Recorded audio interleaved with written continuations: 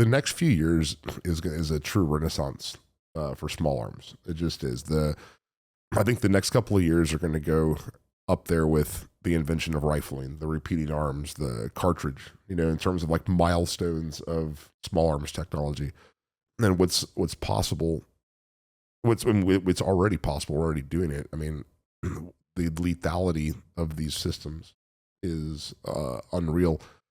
And right now there's very, very few companies that are messing with it, but we know that it's going to grow. It's gonna be an exciting time for small arms. Again, the gun industry has historically always been about 30 years behind every other industry in terms of material science. It just has, right? And then now with additive manufacturing, now with borrowing material sciences from aerospace and other tech, and then the demands of the weapons going up. Like, okay, every time you reach a milestone, the goal is like, okay, well, how far can we push it past that?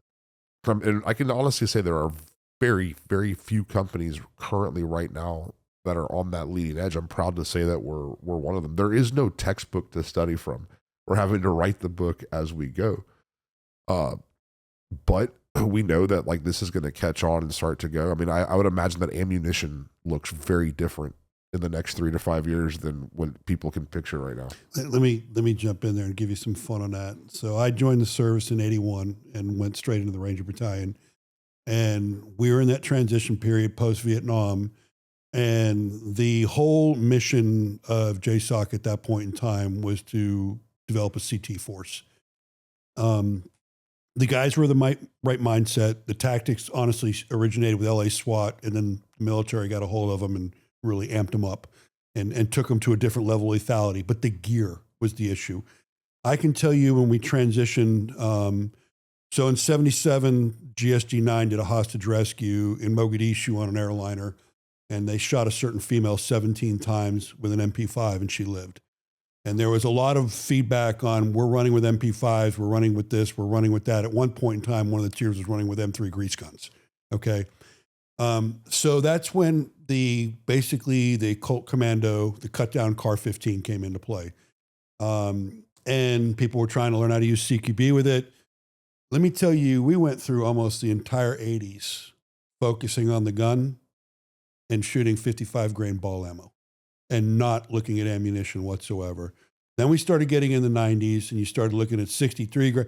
It wasn't until around 9/11 when 77 grain and 70 grain and different ammunitions and better bores and better rifles were thought of. You're exactly what you're saying is it was all put on the shooter at that point in time and not on the game. And now you've got the weapon systems and you've got ammo, the shooter's catching up. So I agree with you. I think that technology is going to take it to the next level.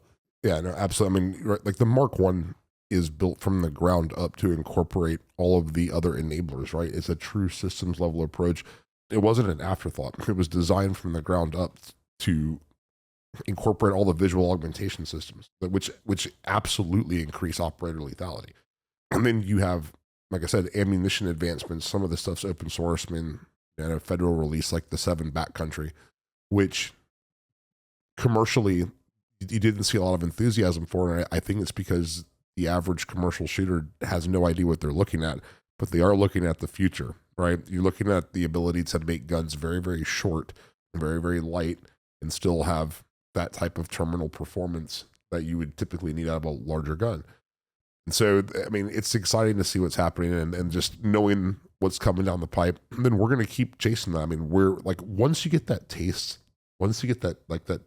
of a little bit of victory or success, or you have the confidence you've proven to yourself that you can do something that hasn't been done, man, it makes you hungry. It makes you want to go keep chasing that and pushing and pushing.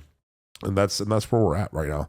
Luckily I have Nate to help keep the train on the track so I don't go too crazy. And then, I'm in my lab, AKA like our basement, just working on the next stuff. And we have a lot of cool industry partners that are also thinking the same way. It's going to be an exciting couple of years.